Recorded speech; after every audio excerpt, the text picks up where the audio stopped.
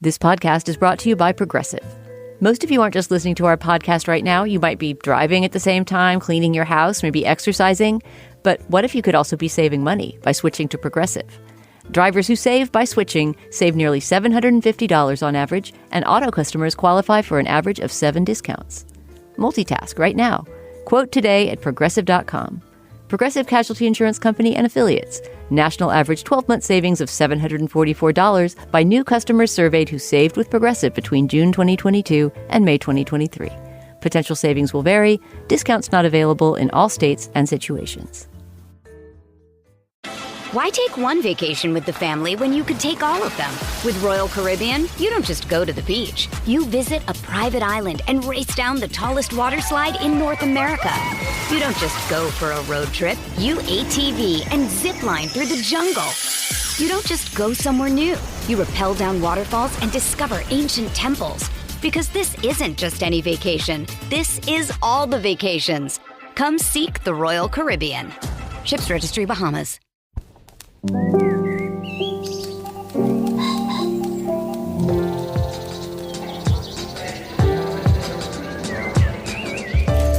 I'm Stephen Metcalf, and this is the Slate Culture Gabfest Zendaya Plays Doubles edition. It's Wednesday, May 1st, 2024.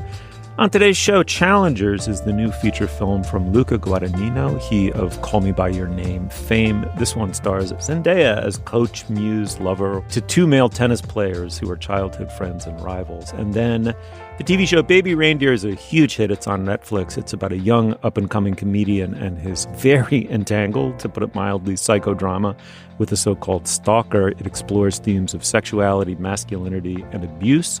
It's a true-ish story written and directed and starring Richard Gadd as his own alter ego. And finally, what is a magazine? The question arises in the aftermath of something called high snobiety, which I didn't know about until I prepped the segment, I'm ashamed to say. Anyway, something called high snobiety won a National Magazine Award for General Excellence. This prompts the question, is it a magazine? If it is, what has a magazine become? If it's not, what was a magazine? We'll hash it out. But first, joining me today is Julia Turner out in Los Angeles. She's a fellow at the USC Annenberg School for Journalism. Julia. Hey. Hello, hello. Dana Stevens is the film critic for Slate.com. Dana. Hello. Great to see you. All right, let's make a show. The director, Luca Guadagnino, broke very big with the movie Call Me By Your Name. He returns now with Challengers. It stars Zendaya as a dominant junior circuit tennis player who, due to a catastrophic injury, must become now a coach instead.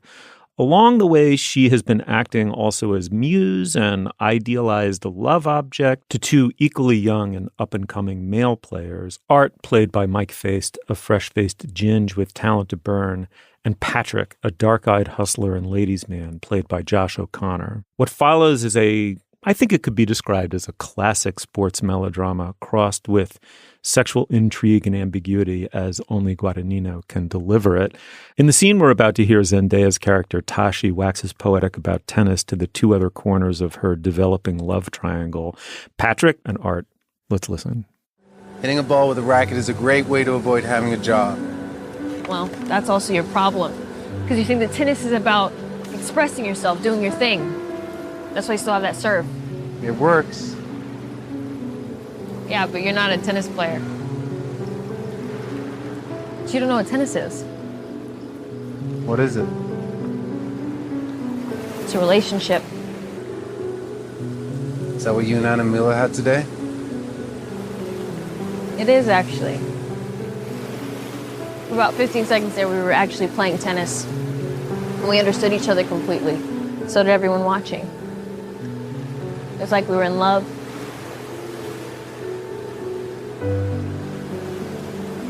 Or like we didn't exist.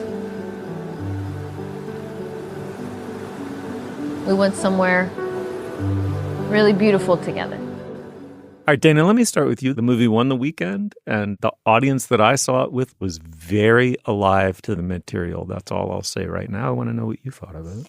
I mean, I loved it. We can get into whatever quibbles one might have, why it might not be the deepest movie of 2024, but it may be, along with Love Lies Bleeding, which was another early 2024 movie that got my pulse pounding. This is maybe the most fun I've had sitting in a movie theater all year. And the audience was also going crazy when I saw it.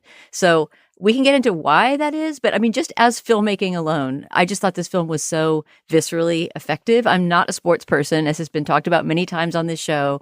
I didn't go in particular excited about seeing a love triangle set in the tennis world, although the actors intrigued me and Guadagnino intrigued me.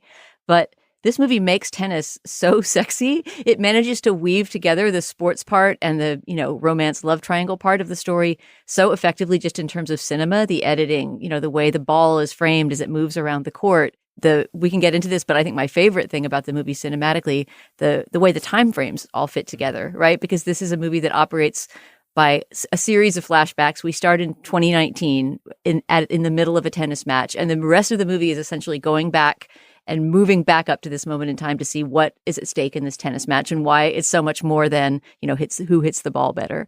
And often to me, in movies that rely on flashbacks, especially successive time frame flashbacks, there's a sort of dutiful expository sense to the flashbacks. Like, all right, back we go again to the boring past to figure out why the exciting future has happened.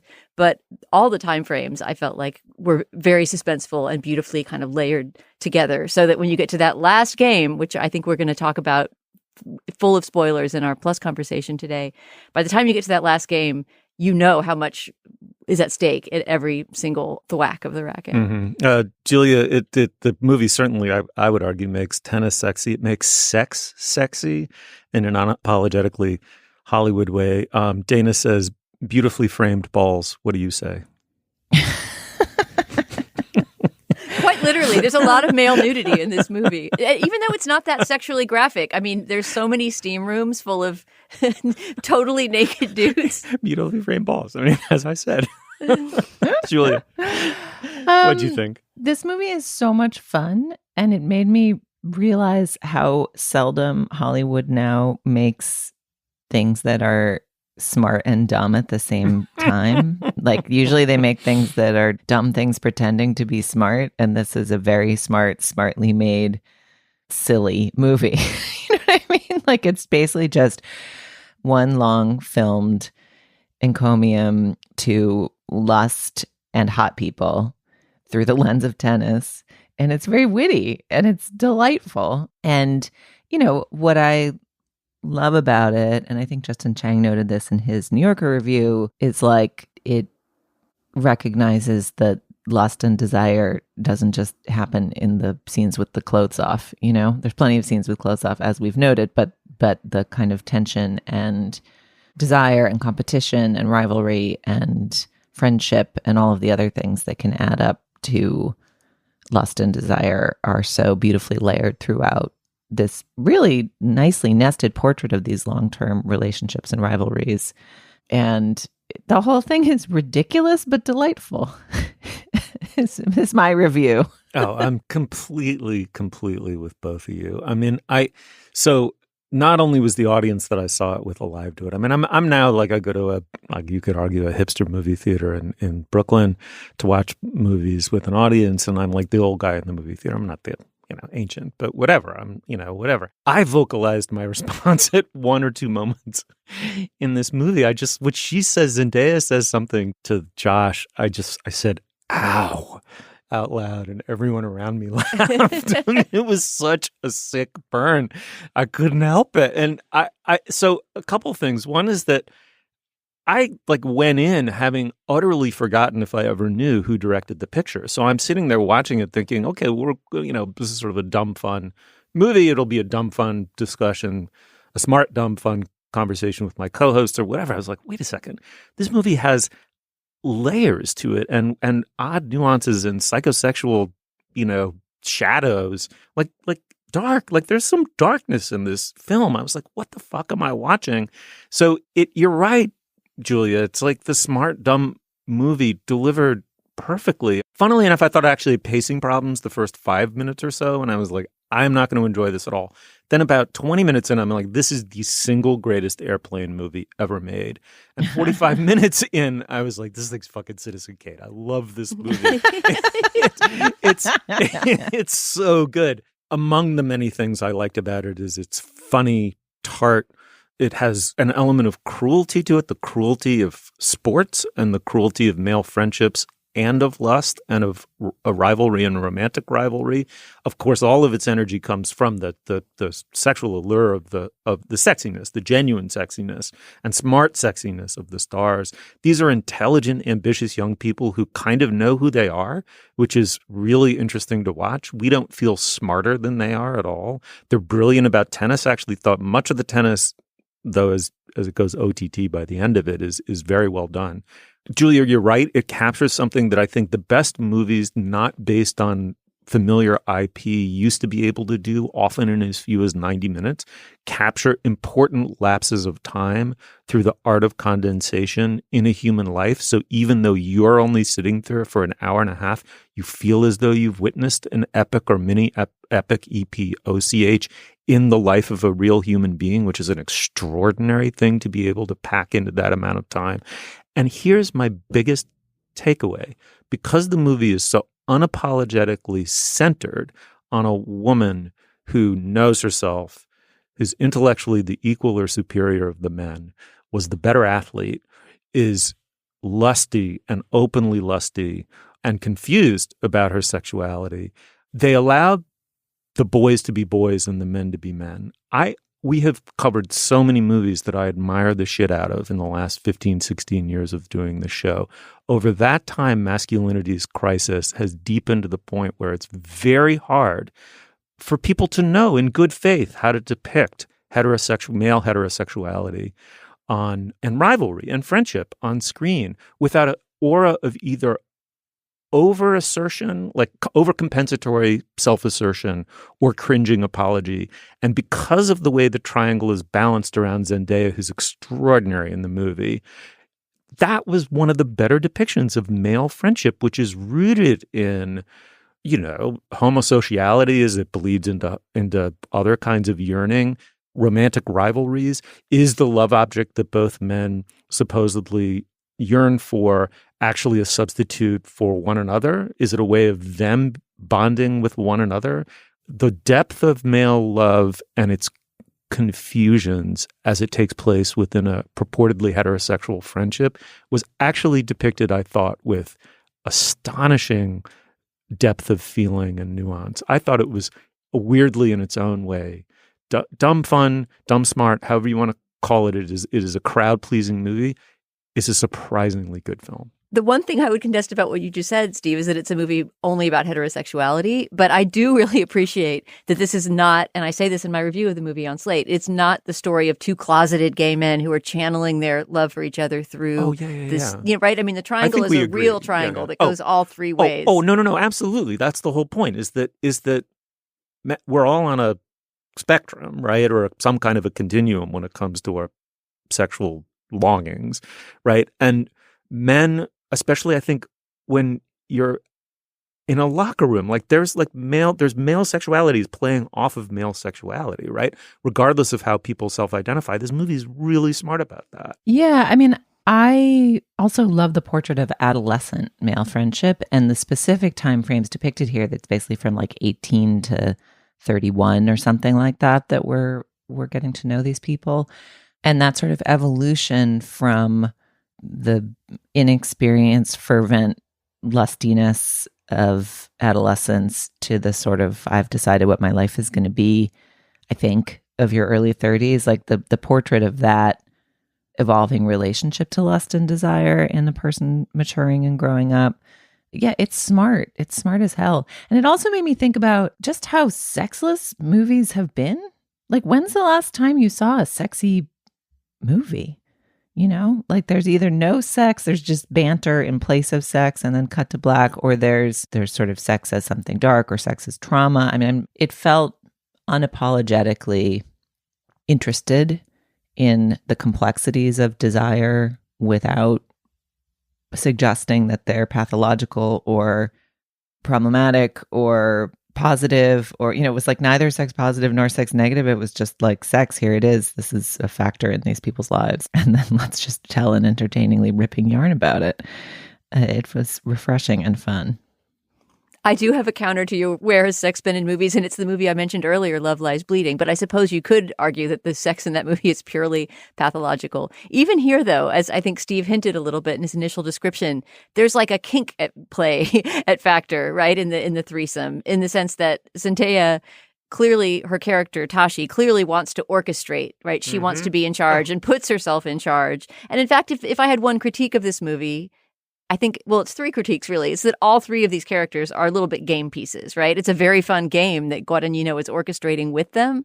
But I'm not sure that we completely understand the motivations of any of these characters outside of the one motivation they've been given, right? In her case, to kind of orchestrate these two men's lives through tennis and sex at the same time. In fact, because her character has been sidelined from being able to play professional tennis, right? She is entirely motivated by moving them around like game pieces. So I guess that makes a certain amount of sense with the way the story goes. But yeah, this isn't the most psychologically complex movie, I would say, but it makes everything clear via the actual machinations on the tennis court, what they all need and what they want and what they're withholding from one another. But didn't you feel like the acting, I agree that maybe as a piece of writing, the psychology is not fully rounded, but as three lead performances, the acting makes up for it to me. Like Zendaya, to say that Zendaya is amazing in this year of our Lord 2024 is to say that the sky is blue. But to watch her, although actually there were a couple critics who did not enjoy her performance in this, but the sense of like caged prowess or, the rage and dismay and need to refuel her power or rechannel her power after the injury is, I think, so powerfully and subtly portrayed, and that tension and tautness in her performance is great. And then, I mean, one of my favorite moments, there's a moment late in the film, without spoiling it, where after this decade plus of rivalry, the boys just start to play tennis with kind of boyish competitive glee and the delight on their faces as they do that. I don't know. I thought all three performances were so strong that they kind of made up for some of the mechanistic chess piecery of the script. Totally agree. The three performances elevated. And I have to shout it. I feel like Mike Faced is my personal discovery because I remember seeing him in Dear Evan Hansen when he was a teenager. He didn't play Evan Hansen. He played if you know the show, the kid who at the beginning of the show dies and sort of sets the whole thing into motion, but he sort of comes back as a ghost on stage. Anyway, I remember noting specifically that he was an incredible dancer in that show. And then when I saw him as Riff in West Side Story a couple years ago, not knowing it was the same person or even remembering the actor's name, I thought, Riff really dances like that kid in Dear Evan Hansen, and sure enough, it was him. So, I mean, he's a very physical actor. His background is in doing Broadway musical stuff. And so even though he doesn't really have the physicality of a tennis player, and neither does Zendaya, they're sort of too slender and Hollywood beautiful, they convince as tennis players on the court. Yeah, I find them very believable. All right, well, the movie is Challengers. It's in theaters now. I will note that it is MGM, a.k.a. Amazon, so it'll be streaming on Prime soon enough. But really, really, really, it's fun to see this one in the theater, so go check it out. When daring young ladies played tennis in the gay 90s, the mode called for grass courts and ankle-length costumes. Now tennis is taking on a still newer look. There's only one trouble. In a mixed doubles match, how will a poor male be able to keep his eye on the ball? Tired of not being able to get a hold of anyone when you have questions about your credit card? With 24/7 US-based live customer service from Discover, everyone has the option to talk to a real person anytime, day or night. Yes, you heard that right. You can talk to a human on the Discover customer service team anytime. So the next time you have a question about your credit card, call 1-800-DISCOVER to get the service you deserve. Limitations apply. See terms at discover.com/creditcard. Hi there, it's Julia Louis-Dreyfus. You may know me from my podcast called Wiser Than Me, where I talk to older women and get their wisdom from the front lines of life. I was amazed by how many people told me our show made them look forward to getting older, which is why I'm here to talk about season 2 of the show. Sally Field, Billie Jean King, Beverly Johnson, Ina Garten, Bonnie Raitt, just to name a few. All hail old women. Wiser Than Me season 2 is out now from Lemonada Media. All right, before we go any further, Dana, this is typically where we discuss business. What do we have this week? Steve, there's but one item of business. It's to tell you about our Slate Plus segment. Our Slate Plus segment is a throwback to a thing we haven't done in a while, I think, which is a spoiler segment on the movie we're talking about. Because Challengers, the tennis love triangle romance, is such a twist-based movie, there's really no way to evaluate it without talking spoilers, especially the ending, the sort of final game that we see played on screen, which has an inconclusive but very exciting ending. So for Plus this week, we thought we would get into all the details, tennis and otherwise, of that ending for those who have seen the movie or who either don't want to see it or don't care if they see a movie that's been spoiled. If you're a Slate Plus member, you'll hear us do that at the end of the show. And if you're not, you can become one by going to slate.com/cultureplus. When you're a member, you get unlimited access to all of the writing and all of the podcasting on slate.com. You also get ad-free podcasts, so you'll never have to hear me read an ad again. And you also support our work and the work of our brilliant colleagues. These memberships matter a lot to Slate, so please sign up today at slate.com/cultureplus. Once again, that's slate.com/cultureplus. Okay, onward. All right, well, the TV show Baby Reindeer has been dominating the Netflix charts. I mean, it's been at number one, I believe, for couple weeks now, on and off at number one, maybe. It's based on the true story of Richard Gadd, who wrote it, directed it, stars in it, Phoebe Waller-Bridge style, as his own alter ego, Donnie. Like Fleabag, the piece started out as a Fringe Festival monologue. It concerns a struggling young comedian who takes what seems like a superficial shine to a woman who wanders into the bar where he bartends, only to have her insinuate her way into every cranny of his life. But did he secretly want that to happen? The show stars Jessica Gunning in a tour de force performance as Martha, his dubious superfan. I should say also the title, if you haven't seen it, is Martha's nickname for Donnie, the lead character. In the clip we're about to hear, bartender Donnie, played by Gadd, is now being digitally pestered, to put it mildly, by Martha, played by Gunning. He agrees to meet her for coffee to try to clear the air. Let's listen.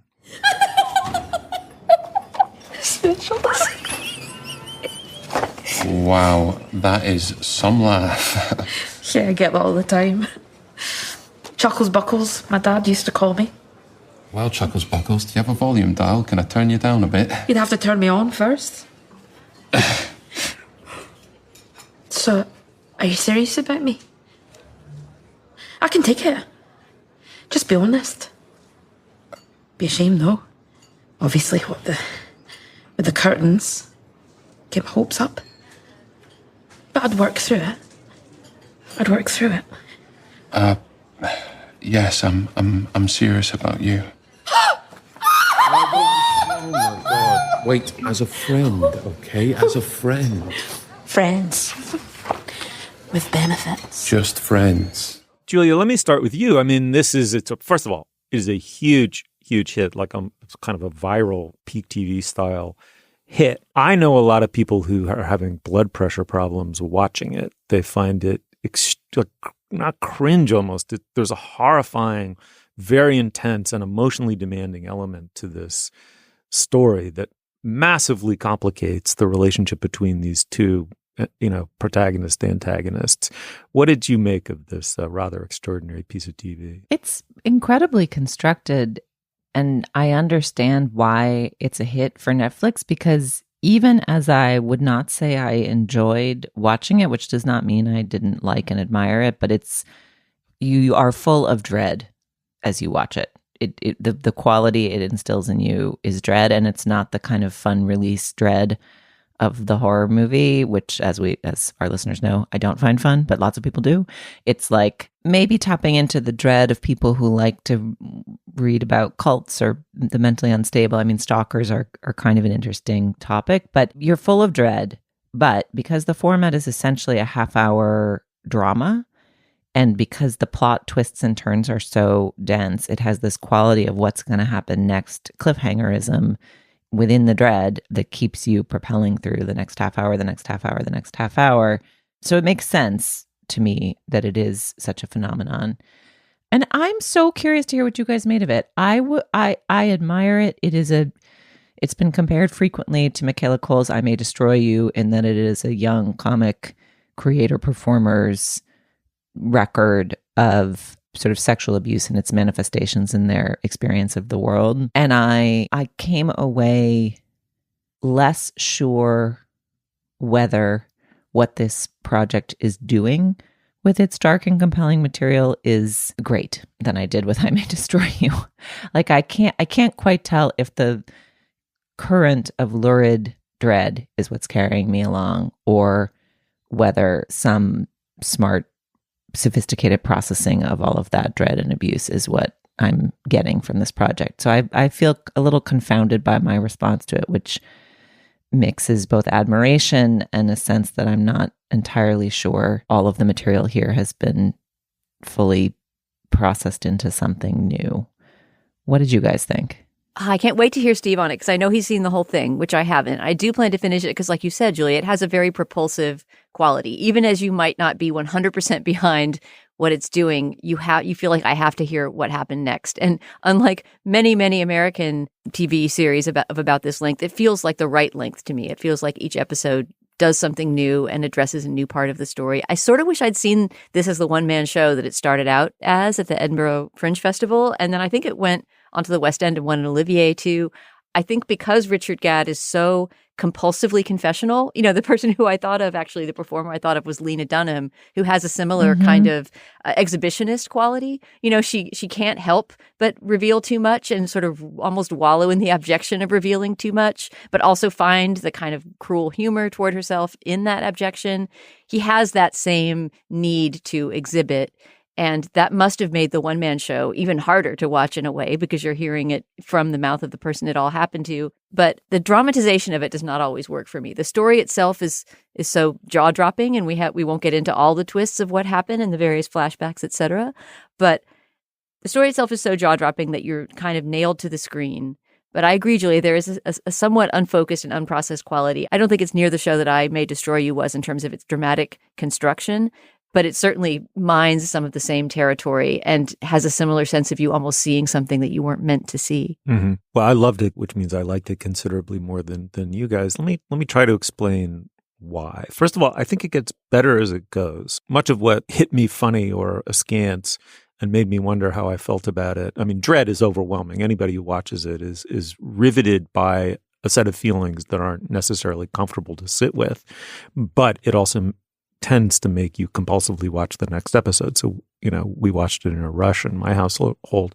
Here's what what it reminded me of wasn't I May Destroy You, which is a fucking masterpiece and very little lives up to it. I wish more people had seen it. But Fleabag, in a way, just because it so clearly originates in a monologue, it's so obviously built upon the deeply felt life experience of the person who did the monologue and now stars in it and has overwhelming artistic control to bring that vision to the screen. And here's what I also really liked about it. At first, my largest objection to it was, I'm not sure this isn't fat shaming. Jessica Gunning, who plays the lead, is notably a large woman, right? It is clearly a choice. It is a very, a conscious choice on the part of Gadd to cast someone who looks as she does. And secondly, mental health shaming to a degree. She's clearly an ill woman. She's portraying an ill woman. But his character does seem to know that and feel for her in that way. No, absolutely. But at first you don't really know that, and he feels very victimized and very passive. And as the show goes on, both of those things become enormously complicated by his own quest to try to understand how he brought about this nightmare reality, what role he played in it, and where his need to have her affirm him and to have that level of attention from another human being actually in a perverse way, a very deeply fucked up way, invited this woman into his life, even though she is, you learn this very on, this isn't a spoiler, is in the process of destroying it. So, and then the second thing I would say is her performance is astonishing. I mean, it is one of the best performances I've ever seen on television.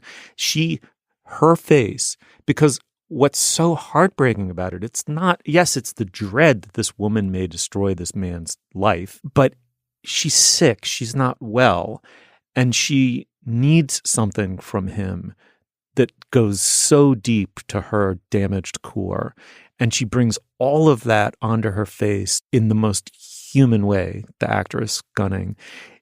And there are moments when she looks at him, because there are moments when she looks crazy and she's just malevolent. And one would think of her only in terms of a inexorable, almost natural force like a hurricane that might flatten your house, right?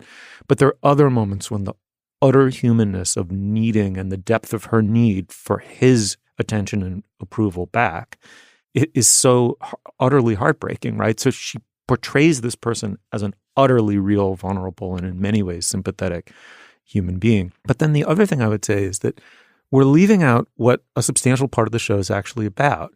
It's about Donnie, Gad's character's on again, off again in very troubled relationship with a trans girlfriend who he cannot fully understand his own attraction to her. And he can't screw up the courage to actually be her public boyfriend. And even though he clearly loves her and she clearly loves him, or they're in the early stages of a relationship turning into a serious romantic relationship.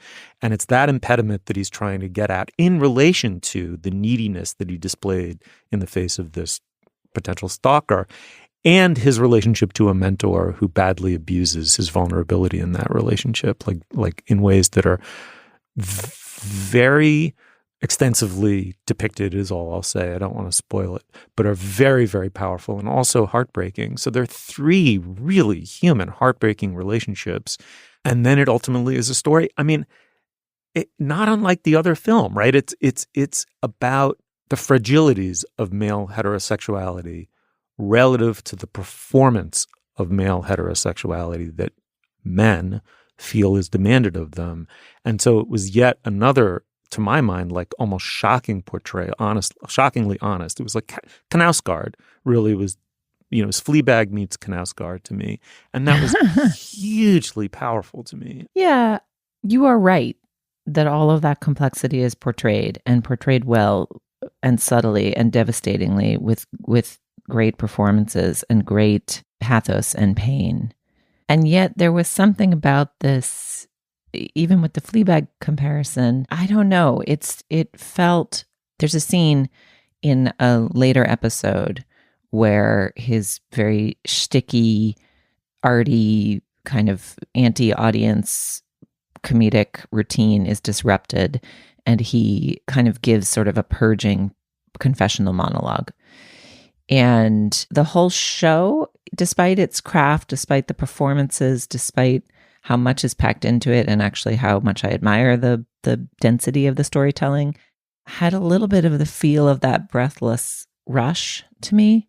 I will say that the final scene, which I won't spoil, perhaps relays kind of a thoughtfulness about how all of these themes stack up and how every character is, processing their own hurt at all times and, might play any kind of role in some other person's life as the person who does the hurting. And so I maybe I would have to see it again to appreciate all of the craft in it, but somehow it felt less digested as a series of traumatic experiences than Fleabag or I May Destroy You did. It felt like it was still quite raw, which is maybe part of its power, but also part of what makes it sort of unsettling and maybe in powerful ways less pat than some of those other examples we've cited.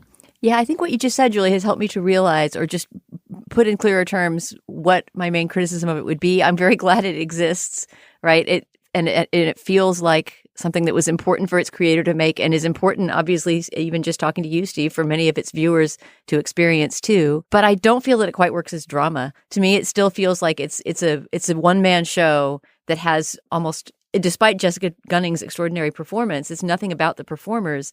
There's something about it that feels a little bit like him moving pieces around. Second time I've said that in this week's show, right? But I think Guadagnino's a little bit more in control of his game pieces than Richard Gadd is with his characters. And I May Destroy You feels to me when I remember it like a world. I believe that those characters exist in a world and have a relationship to each other and a history. This feels a little bit more to me like one person's psychological trauma being sort of reenacted by external figures. I think this is really interesting. And I just wonder how much this is a gendered response. And let me quickly just say why, which is because I don't think you guys are wrong. That is not the point I'm making. It's almost the opposite, that, we're at a confusing moment for men who want to try to tell their own story, right? Especially if you are privileged according to the received categories of race, class, and gender, right? Those of us who agree completely with the direction of a post-Floyd and post-Me Too world will only tell our own stories advisedly, and with the notion that it probably isn't our turn to speak. But we still carry around our own biographies and our own misgivings and life misgivings and ambiguities. We're lugging them around in our guts still. And at a certain point, one has to try to find a way to express them, whether in art or not. And the question of how is like a really live one. And this week we watched a movie where like kind of unabashedly like male young men were depicted kind of the way I remember being when I was between the ages of 18 and 32, right? That tender point where you're no longer a boy, but you're really not a man, and trying to figure out who you are in relation to other people and what they'll let you get away with, right? I thought that was remarkable. I felt like I hadn't seen that in a while. And so for me, this is like kind of like Knausgaard. It's like our inner lives didn't go away, but we owe something to the fact that for 50,000 fucking years, men have been monologuing at the world. Privileged men have been monologuing after the world, at the world, And so I admired it maybe more than it deserved. I mean, I was quite taken with it because it just struck me as an honest attempt to say, yeah, we're carrying around a lot of fucked up, dark, confusing things. And we want to tell the world for the same reason any artist wants to tell the world what's going on inside them. And I didn't feel as though he fell back into any of the reactionary or overcompensatory or condescendingly overly accommodating traps. Anyway, that was what I felt about it. That's so interesting, Steve. I mean, I think I like that as a theory of the case and as a way of framing your own response to it. I guess I felt like this narrative was packed with so much dreadful incident that it almost felt the opposite to me. Like the dreadful incident is what gives him the right to have a story to tell. Like only because he's suffered these newsworthy bad things can he tell the story of struggling to find himself as a person. And the moments in the final scenes, the later scenes where he does begin to reckon with the aspects of his own identity that maybe don't have as much to do with these dreadful incidents. And in particular, a beautiful, beautiful scene with his parents is worth, I mean, that is extraordinary, an extraordinary moment. I mean, there's so much to admire here. I would not tell people to swim against the tide and not watch this show. I'm just trying to digest why I found it so gripping and yet also felt something missing. I mean, maybe the lack of digestedness in it just means it'll be interesting to see what Richard Gadd does next. Hear, hear. All right. Well, the show is Baby Reindeer. If you haven't seen it, check it out. And this is one of those ones where shoot us an email. I'm just so curious to know how people are reacting to it. All right, let's move on.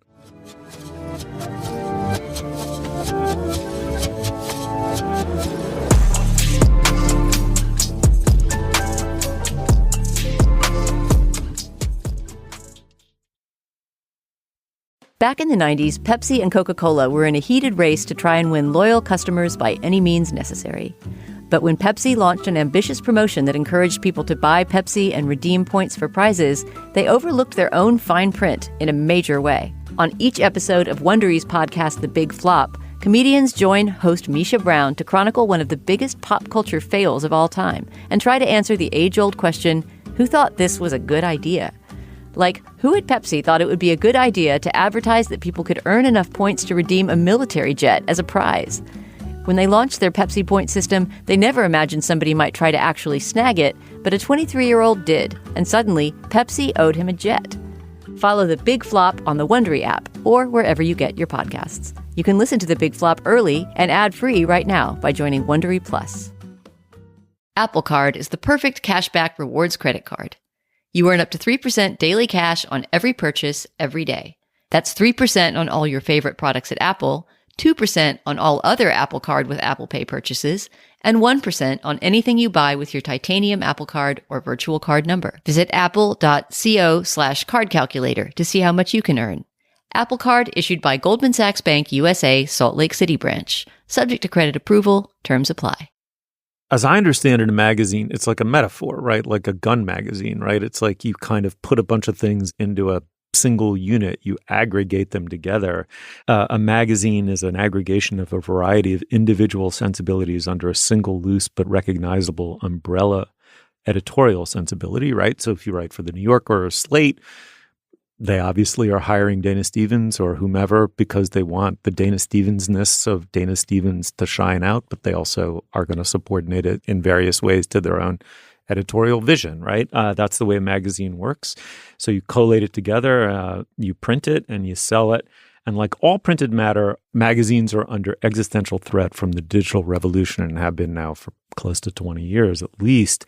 Enter High Snobiety, which started in 2005 as a sneaker blog. It evolved into a website that covers fashion and youth culture more generally. It's now what exactly? I mean, that's actually the discussion here. It's enough of a magazine, however, to have won the most coveted award in magazines, the National Magazine Award for General Excellence, no less. Julia, you've forgotten more about this subject than I'll ever know. So why don't I punt it to you? What do you make of all of this? What do you make of high snobiety? What do you make of magazines and the state of magazines? Talk us through it a little. Well, I should start by saying that I'm a longtime National Magazine Award judge and actually a member of the board of ASME, which is the American Society of Magazine Editors that oversees those awards. So I love those awards. They are hard to win, and they reflect the collective esteem of roomfuls of very, very smart magazine editors. I was not party to this particular award, but it's always a wonderful experience to convene with the smartest magazine editors in the business and look at all the work that's being produced in any given year and figure out who's doing something really interesting and fresh and new. So it's exciting that this interesting new project that is half publication and half broader brand company won this particular General Excellence Award. There are a couple different categories in which the group awards General Excellence, I should note. But the thing I've been reflecting on recently, and the reason I was interested to talk about this with you guys, is what is the future of magazines? There's a lot of conversation right now, and this is part of what I'm studying in my work at USC around the embattled future of journalism broadly, of local news, of news gathering, of accountability journalism, of speaking truth to power, of investigative work. So many forms of journalism are endangered, and a number of them have either outlets or nonprofits or various groups working to salvage and save them. But I'm not sure anybody's started the World Wildlife Fund for magazine journalism yet, because what magazine journalism is at its best and what its value is at its best is maybe more amorphous and harder to explain than keeping an eye on what the government is doing so they don't abuse their power, keeping an eye on what powerful people are doing so they don't abuse their power. Obviously, that kind of work can happen in magazines and does frequently happen in magazines. But what a magazine has historically done is something, I think, a little bit more, I don't know, evanescent. I'm trying to think of the right word. It's a little harder to define. And I think the way I would define it, but I'm very curious to hear how you guys would define it in the magazines that have been meaningful to you over time, is that a magazine, by its sensibility and the sensibility with which it presents and collects information, creates a virtual community and a sense that, like, this is a worldview that exists. And if you're a reader, you are among a group of people who thinks about the world in this way, wants to process it in this way, wants to entrust the editors of this magazine to kind of curate the world's information for you in a way that you find revealing, illuminating, useful, tantalizing. And that's a function that it's been such a privilege to be a part of in different ways over time in my career, but maybe is also a function that's, I don't know, more easily replaced by the internet than going to the community board meeting and writing down what the, local education council is doing. Like, you can find community on Reddit, you can find community on ceramics Instagram. Like, I don't know. So I guess I'm curious for each of you to say what magazines have been to you, or what the value of magazine journalism has been to you, and how you see that evolving.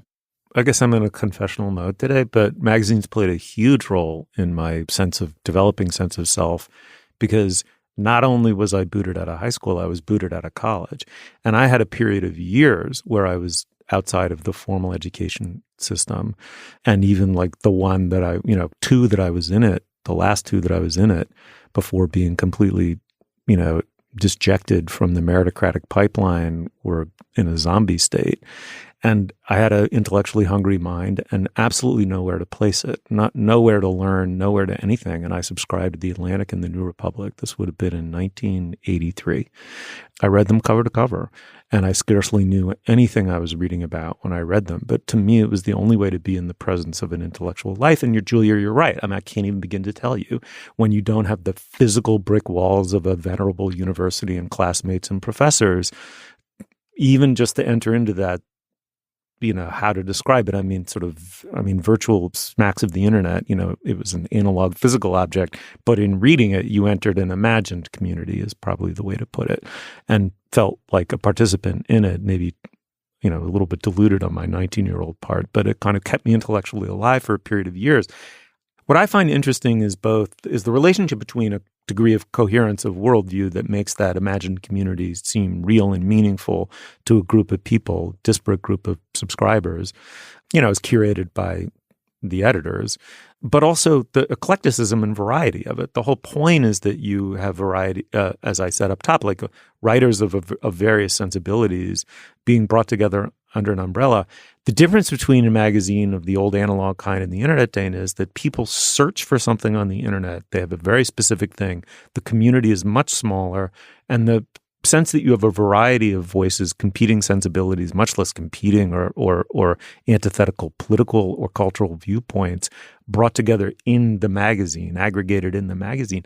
That's what will go out the window, even as communities, a sense of community is being created by the internet. That is a loss to me. Oh, yeah. In a larger way, I mean, outside of the question of fashion magazines and how do magazines sell enough advertising to survive, which I think is somewhat what's at stake with the rise of magazines like High Snobiety, which comes out twice a year and costs $20, right? It clearly is an elite product for people who consider themselves to be sort of high snobiety snobs, who are fashion, who are fashionista sort of, what's the word, connoisseurs or something like that. I guess my experience of magazines is a little more mixed, because I feel like, Julia, I think you would probably agree with me on this. As a young person consuming media, I'm not sure that magazines did me 100% good, as much as I think there was some psychic damage incurred in the fashion and women's magazines that I was served. And I grew up a little bit before you, Julia, so it was before the days of Sassy. Sassy became a thing when I was already a little bit aged out of the fashion magazine teen demographic.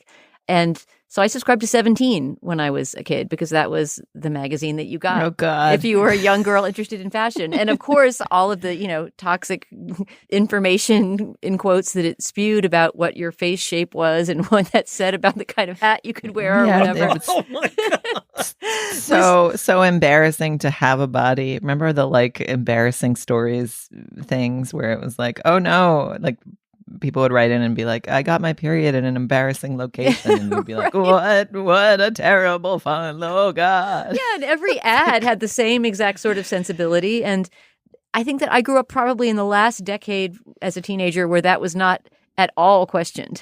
There wasn't really any alternate magazine available to me, right? And then I sort of graduated into things like Vogue and whatever those magazines were. I mean, I got Vogue up until I get it on and off still, now, because I'll get some really cheap offer because magazines are desperately trying to survive. And I'll say, sure, I'll pay $10 for a year of Vogue or something like that. But I would be perfectly fine with that kind of magazine dying out, honestly. I was thinking about the etymology of the word, Steve, when you started off talking about gun magazines, which does come from the same, ultimate source.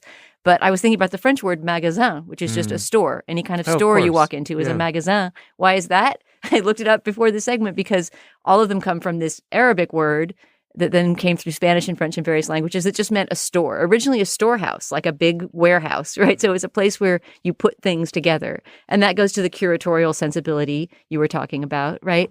But it also means a store where you're trying to sell things. And the whole reason that High Snobiety is being written about and marveled at as this way that magazines might be able to survive is because it's a media company that somehow is a mixed, magazine, but also kind of a store, like a catalog, that presents these expensive objects that you can then buy. And I don't know. I mean, I certainly would not want the world to exist without physical magazines that you can pick up and read and look at pictures and have somebody curate a world for you. That is all great. But to the extent that that can only survive now in the digital age by becoming a store and blurring the lines more and more between commerce and editorial sensibility, I don't think that's entirely a great way for magazines to survive. I love that you guys started with this definition of magazine because I grew up worshiping magazines, and I did grow up in the era of Sassy. And I think Sassy, I was the daughter of two journalists, but if I had to say, why am I a journalist now? I would say Sassy Magazine, like the experience of being spoken to and seen by a publication was so profound for me and really did feel like I did read 17 and YM and all the horrible, embarrassing period stories, but I also had this other voice, this like group of cool big sisters, half of whom now have Substacks in their 60s that I still follow and still take fashion tips from, like being like, it doesn't have to be that way. There's another way to be a woman in the world. There are another set of things to value as a woman in the world, and your selfhood is not about what men think of you. And to just have a media property saying that now obvious thing was so important to me. But also, like, not necessary for the teens of today. I mean, when I think about where I get fashion information now, which is still valuable to me, I'm a student of design. I like thinking about clothes. I follow 2 newsletters from former Sassy editors that send me to different websites and keep track of who's making interesting stuff.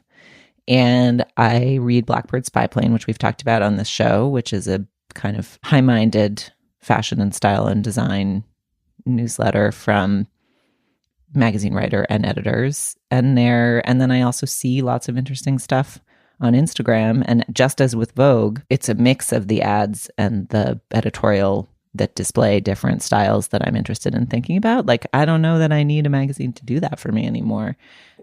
Right. You're the aggregator, right? Like, you're the one who curates your world by taking from a Substack, maybe a New Yorker article. Like, the idea, it just the way one reads even these venerable legacy publications, the Atlantic and the New Yorker and the Times, it's still, you kind of swoop in and then emerge quickly. You don't, the old, a old professor of mine used to call the old Sunday Times that giant brick, which was just the Sunday morning ritual, right? To get the whole thing, spread it out on the bed, Sunday morning, bagels and the Sunday Times. He was like, that's church. That's our church. That's our secular modern church, right? You happened upon things you weren't expecting and maybe didn't think you wanted until you happened upon them. That's totally, totally over. Julia, before we go, like, high snobiety, hold it in your hands, flip through it. Handsome as a magazine, I imagine. Something you'd seek out?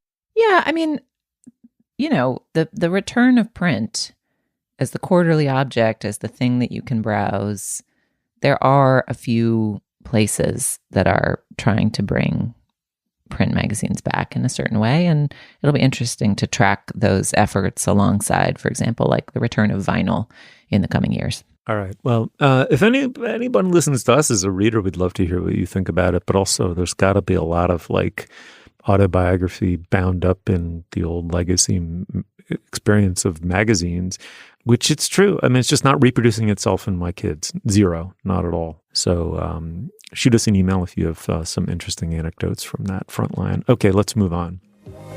Playboy reflects your appreciation of the total good life.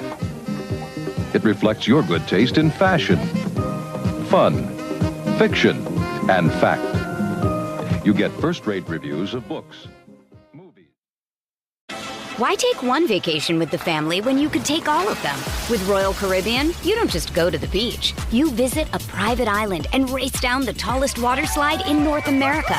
You don't just go for a road trip. You ATV and zip line through the jungle. You don't just go somewhere new.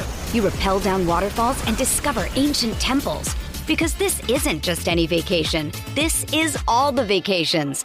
Come seek the Royal Caribbean. Ships Registry, Bahamas.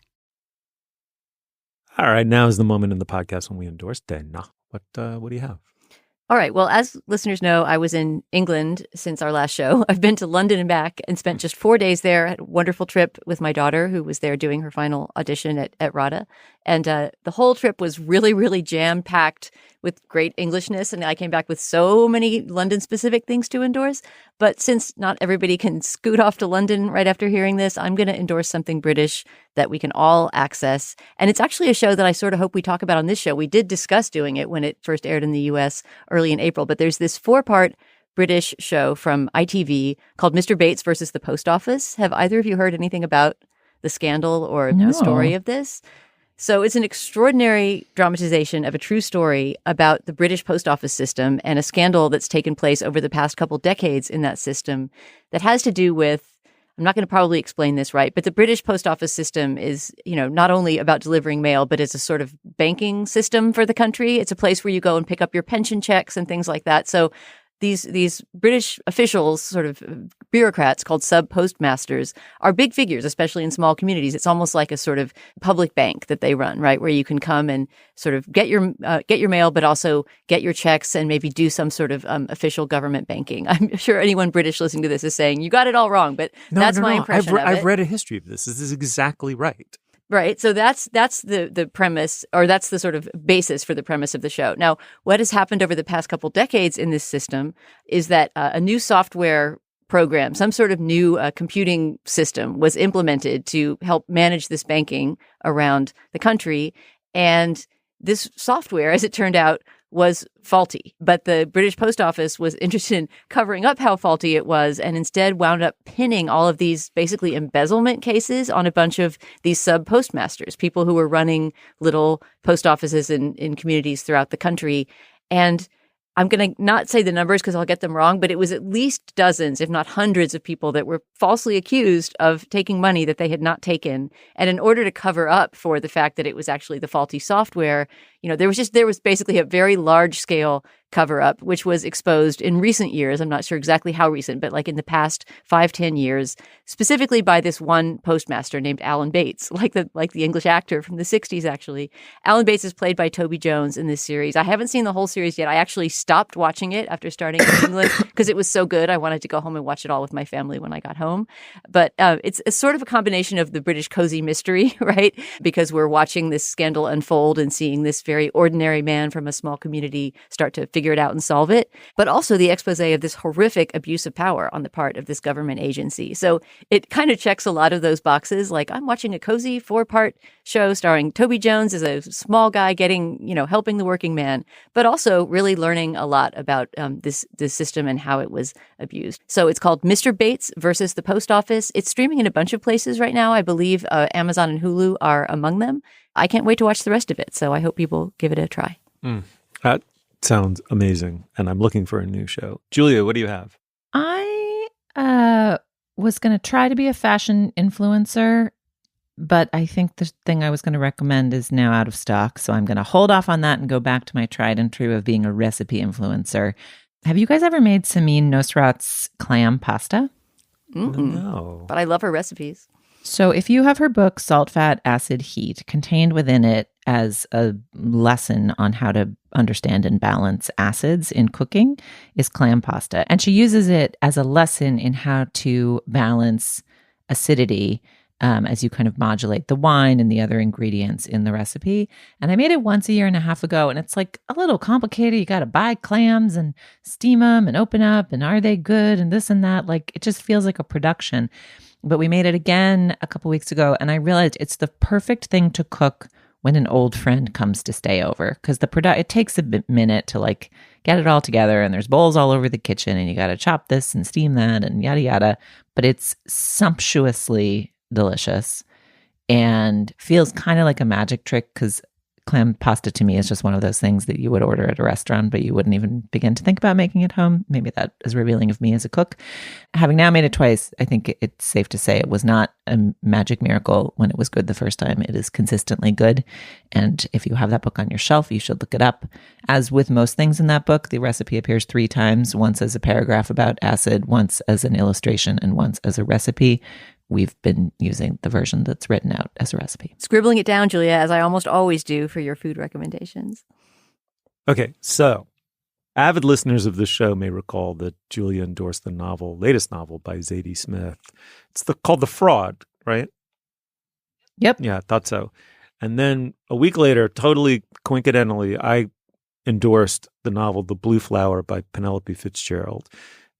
As a listener emailed in to point out, in fact, Zadie Smith had just given an interview in which she said, I felt emboldened or inspired to write a historical novel because I had read Penelope Fitzgerald's The Blue Flower.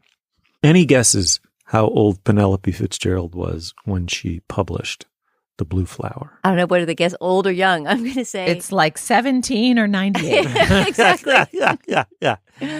She was 79 years old, and she wasn't even cool. all that far into her career as a literary novelist. I mean, talk about a late bloomer. I really didn't know this about her. There is a Substack, what do you call it?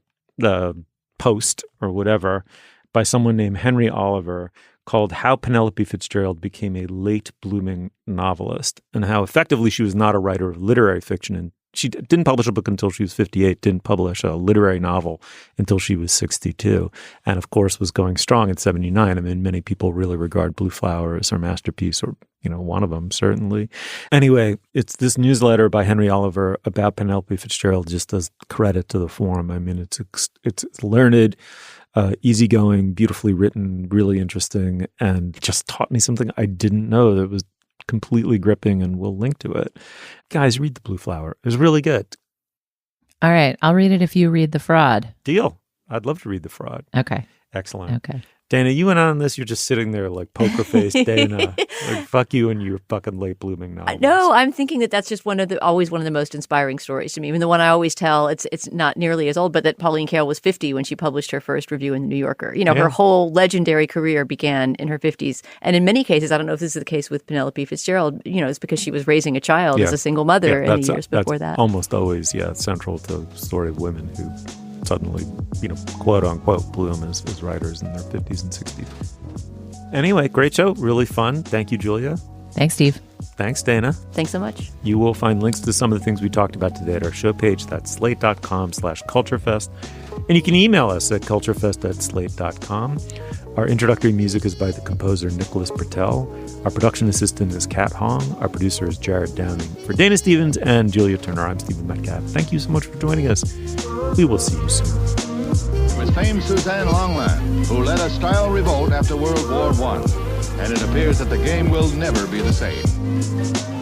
The girls like the new styles, of course. As a matter of fact, it's a love match.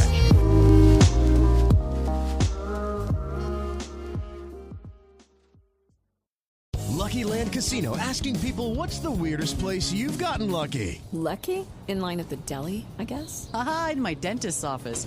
More than once, actually. Do I have to say? Yes, you do. In the car before my kids' PTA meeting. Really? Yes. Excuse me, what's the weirdest place you've gotten lucky? I never win and tell. Well, there you have it. You can get lucky anywhere, playing at LuckyLandSlots.com. Play for free right now. Are you feeling lucky? No purchase necessary. Void where prohibited by law. 18+. Terms and conditions apply. See website for details.